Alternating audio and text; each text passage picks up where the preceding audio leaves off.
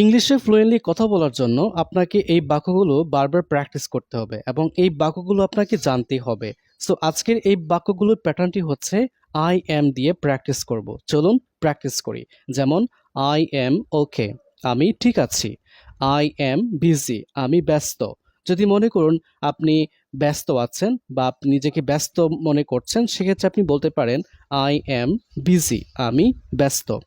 I am সোশিয়েবল, আমি মিশুক। I am lucky, আমি ভাগ্যবান।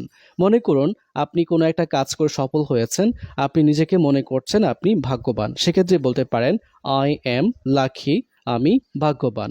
আই এম প্রাউড, আমি গর্বিত।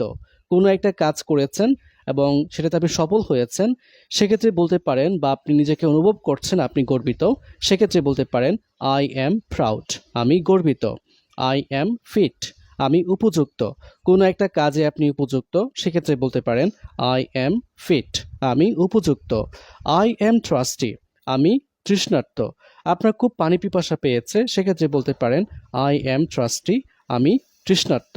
আই এম অপটিমিস্টিক, আমি আশাবাদী। আপনি কোনো একটা কাজে আশাবাদী, সেক্ষেত্রে বলতে পারেন I M optimistic.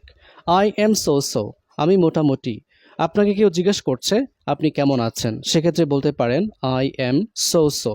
I am shy, আমি লজ্জিত।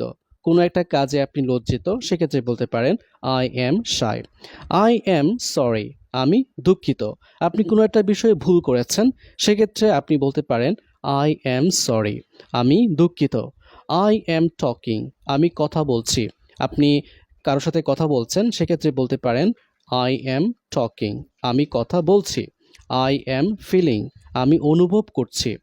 আই এম কনসার্নড, আমি উদ্বিগ্ন। আই এম ডিভোটেড, আমি অনুগত। আই এম নার্ভাস, আমি বিচলিত।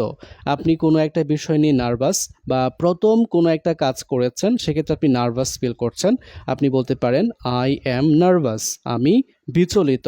আই এম ইমপ্রুভিং, আমি উন্নতি করছি। কোনো একটা কাজে আপনি উন্নতি করছেন, সেক্ষেত্রে বলতে পারেন আই এম ইমপ্রুভিং, আমি উন্নতি করছি। আই এম ওয়ার্কিং, আমি কাজ করছি। আপনি কোনো একটা কাজ করতেছেন, এক্ষেত্রে বলতে পারেন I am working. I am so tired, আমি খুবই ক্লান্ত। মনে করুন আপনি কাজ করে খুবই ক্লান্ত, সেক্ষেত্রে বলতে পারেন আই এম সো টায়ার্ড, আমি খুবই ক্লান্ত। আই এম অ্যাস্টনিশড, আমি বিস্মিত। আই এম আনম্যারিড, আমি অবিবাহিত। যদি আপনি বিবাহিত না হন, সেক্ষেত্রে বলতে পারেন আই এম আনম্যারিড, আমি অবিবাহিত। আই এম নার্ভাস, আমি বিচলিত।